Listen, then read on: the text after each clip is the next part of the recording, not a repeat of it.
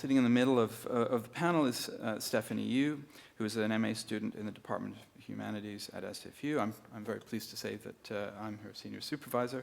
Her research focuses on a Marxist critique of Heidegger, drawing upon theorists of the Frankfurt School, including Adorno, Lukács, and Marcuse.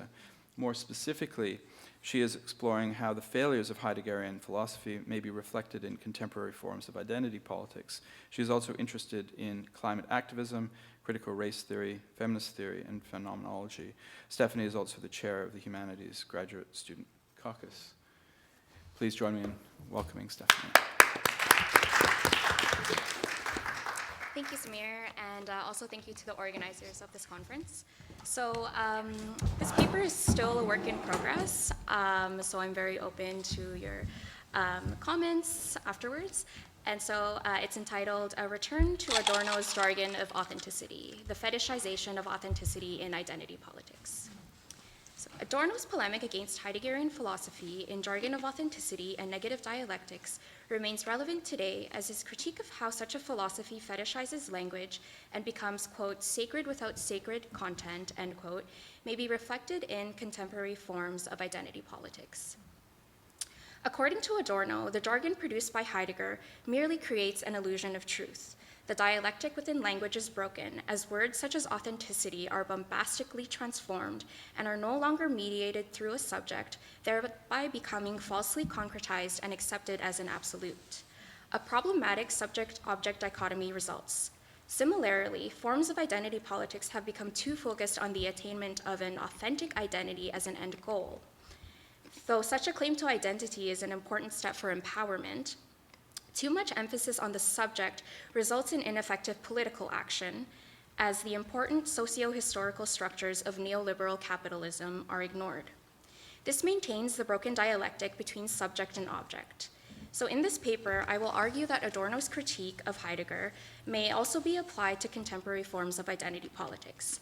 Both forms of thought ultimately result in a false concreteness that fails to consider the materialist conception of history and erroneously places primacy on the subject, arresting the dialectical relationship between subject and object.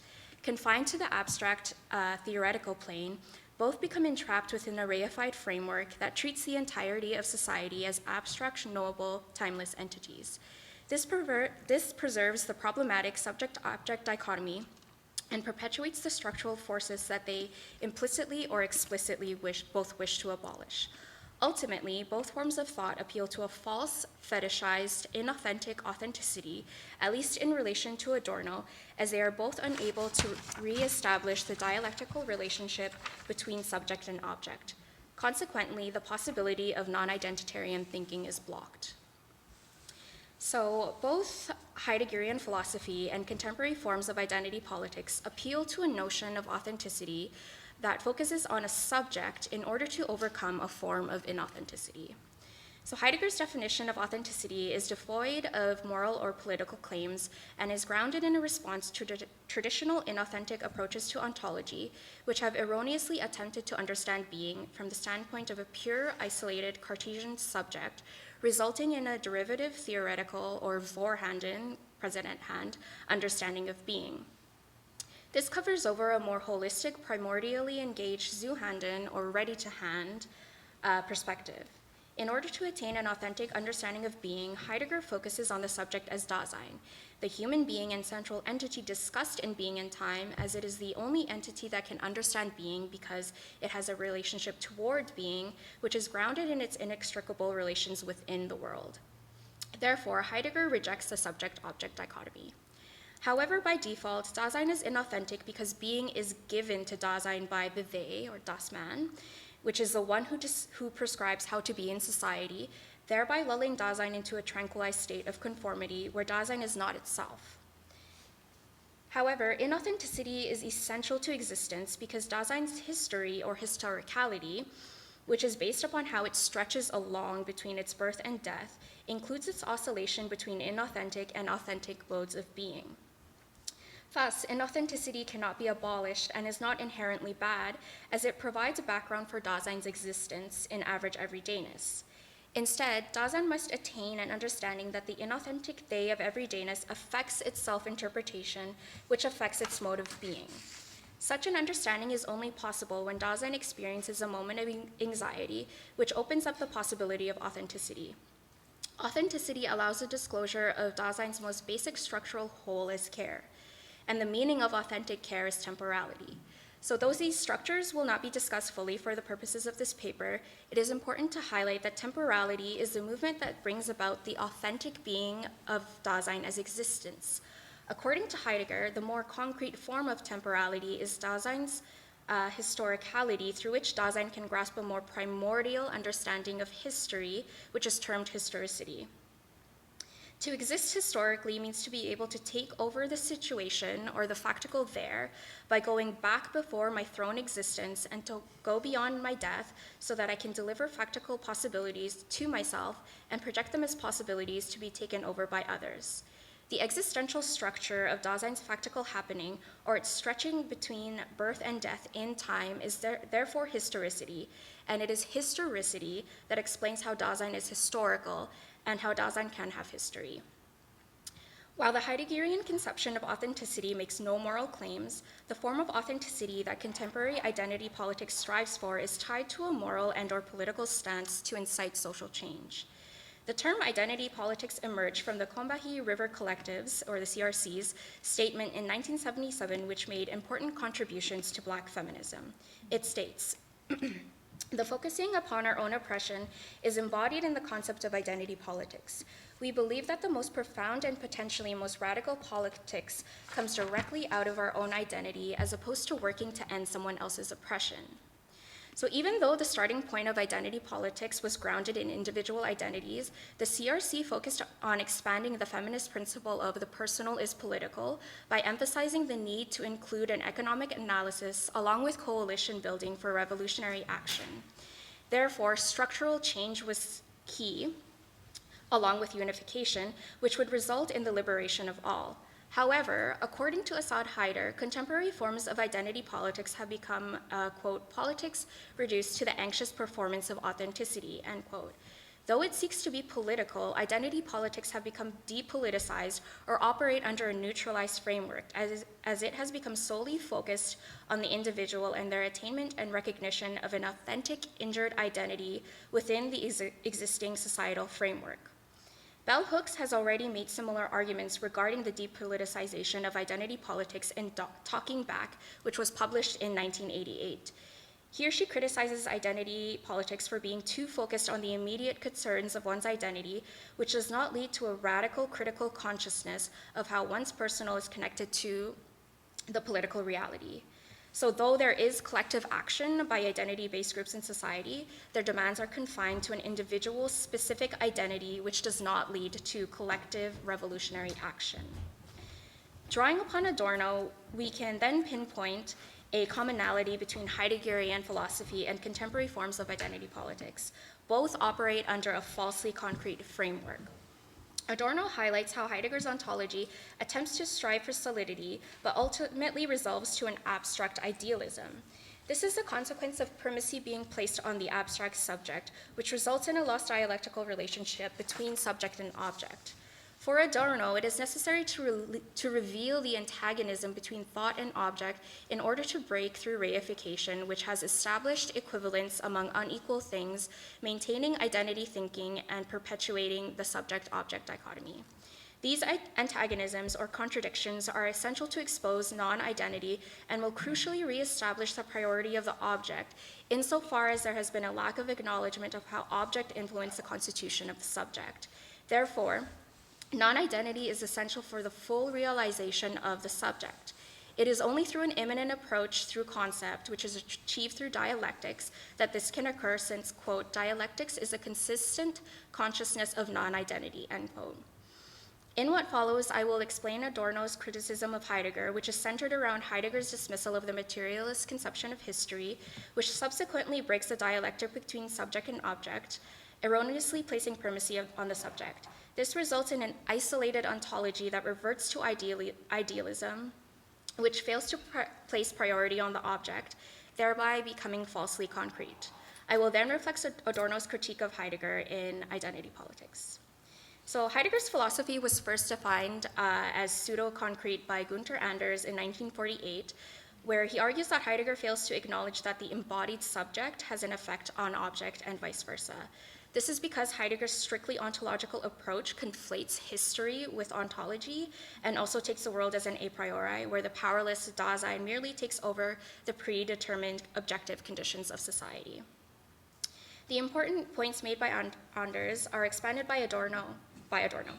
In Jargon of Authenticity, Adorno charges German existentialists, including Heidegger, for creating a jargon where words such as authenticity attain an aura, which results in an erroneous belief that such words exist independently of society. They become existential values, recognized as absolute, which breaks the dialectical relationship between word and thing. Adorno's critique is a reflection of Marx's attack of the young Hegelians for believing that consciousness and abstract ideas have an independent existence that has the power to shape society. What Adorno crucially highlights is Heidegger's dismissal of the materialist conception of history, which seeks to understand society by analyzing the structures and systems that are set up around material production, as it is these structures that shape social relations. Ideas are formed in relation to material practice, and they can only be overcome by overthrowing the social relations that give rise to it. As Adorno states in Negative Dialectics, Heidegger's purely ontological definition of history, which is confined to the singular Dasein, quote, immobilizes history in the unhistorical realm, end quote. And because history is ontologized, it, quote, justifies submission to historical situations as though it were commanded by being itself, end quote. Heidegger's historicity therefore merely emphasizes the individual experience of a specific socio-historical epoch, overlooking the actual material circumstances that we find ourselves within and that are produced by human activity. Because Heidegger's concept of history as historicity is conflated with ontology, it is confined to the individual Dasein, which leads Adorno to conceive of historicity as a subjective category. Heidegger is thus, quote, filled with disdainful inwardness, end quote, and Dasein is nothing more than consciousness. Therefore, Heidegger reverts to an idealist philosophy. In addition, Adorno argues that while inwardness places primacy on the subject has become systematically disempowered as critiques against inwardness have been pushed into abstraction. Further, the subject becomes reified in itself because it, quote, chooses itself as its own possession. As a result, language is not mediated through a subject. Authenticity becomes something that is merely discovered objectively and is thus objectified in itself and is made concrete as if it were a thing that the subject can simply grasp. However, in actuality, authenticity remains abstract. Therefore, Dasein is robbed of freedom and spontaneity because the subject is condemned to abstraction. The freedom to choose one's inherited situation is therefore merely an illusion. Asserting the primacy of an abstract subject results in a lost dialectical relationship between subject and object. The object is not conceived to have any influence over the subject and vice versa, rendering Dasein as an isolated, helpless subject in the face of socio-historical circumstances. Thus, the world is taken as an a priori, which then places the burden on the individual Dasein to merely take over existing societal structures rather than overcome them. This also results in the assertion that Dasein does not need to take responsibility for anything, including harmful and or negative social circumstances under the dominion of the they, as the they is never placed under any scrutiny since it is an essential aspect of Dasein's existence. Even though Adorno recognizes that Heidegger does get to the, quote, borderline of dialectical insight into the non-identity in identity, end quote, he suppresses contradiction and instead heeds to the ontological need for solidity, which suppresses history and falsely concretizes authenticity. The reestablishment of dialectics is necessary to allow for the priority of the object. Otherwise, the fact that Dasein has played a role in creating and perpetuating specific socio-historical circumstances and that such conditions can be changed is overlooked. Without such an analysis, Heideggerian philosophy is reduced to an isolated individualistic ontology and remains entrapped within a reified framework. Similar to Adorno's critique of Heideggerian philosophy for dismissing the materialist conception of history, contemporary forms of identity politics fail to account for the concrete socio-historical conditions that perpetuate the forms of oppression that they wish to abolish, thereby operating under a falsely concrete framework. As discussed above, when identity politics was first introduced by the CRC, it focused on a feminist, anti-racist, and anti-capitalist framework that moved beyond the personalist political and also reinforced the importance of solidarity. The dialectical relationship between subject and object was thus asserted, as the subject was recognized as having influence over the object and vice versa. However, Kiyonga-Yamada-Taylor argues that, quote, since 1977, identity politics has been used, abused, and reconfigured into something foreign to its creators, end quote. Instead, focus has shifted to the attainment and recognition of an authentic identity that a group in society shares without questioning the root of the problem.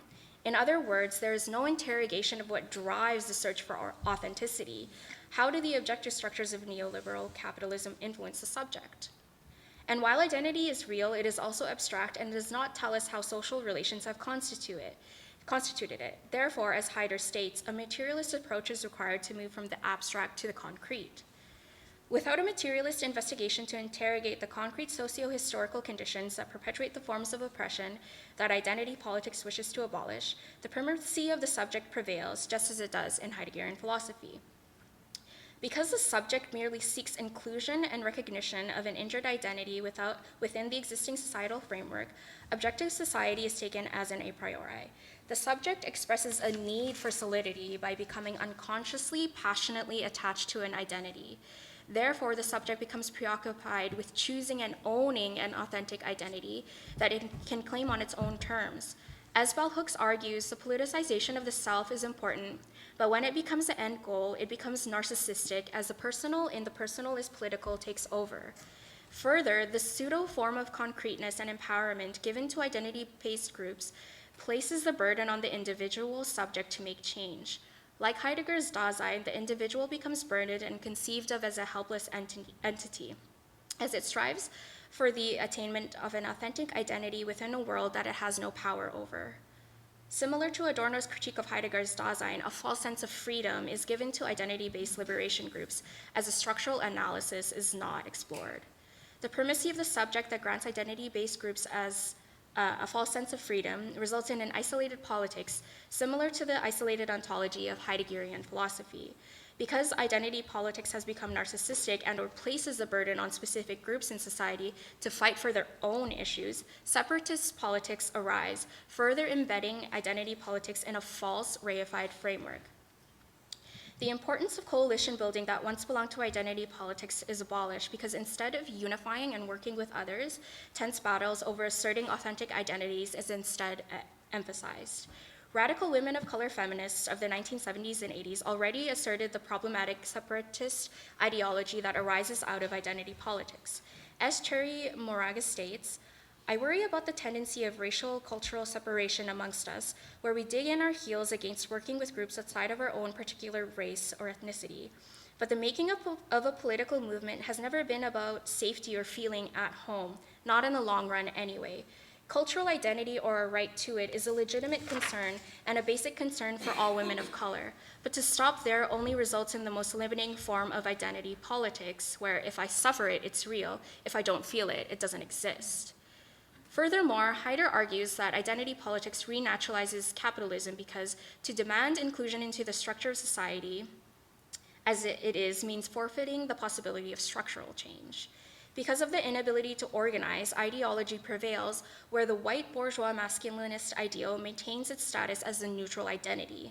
When ideology takes over and no alternative is given, such as political organization, those who critique identity politics become subject to scrutiny because it appears as though they are speaking against those specific struggles, which comes across as a denial of the agency of oppressed groups. Adorno's critique of Heidegger's concept of authenticity in negative dialectics is extremely relevant in this discussion, as Adorno states. Authenticity will promptly recoil into positivity, into authenticity as a posture of consciousness, a posture whose emigration from the profane powerlessly imitates the theological habit of the old doctrine of essence. Therefore, like Heideggerian philosophy, identity politics operates in the realm of idealism, appealing to a notion of authenticity that is accepted as the absolute end goal.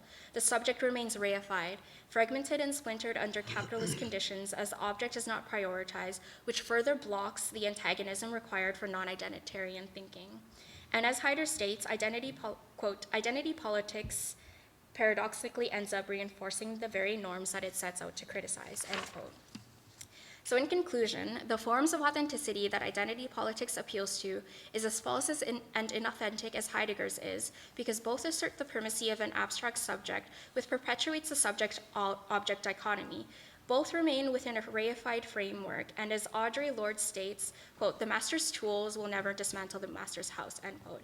It is thus important to defetishize authenticity, and while Bell Hooks calls for the use of confession and memory to, quote, "shift the focus away from naming of one's experience and to talk about identity in relation to culture, history, politics, whatever, and to challenge the notion of identity as static and unchanging," it is extremely important to assert what Heidegger calls for, an insurgent universality.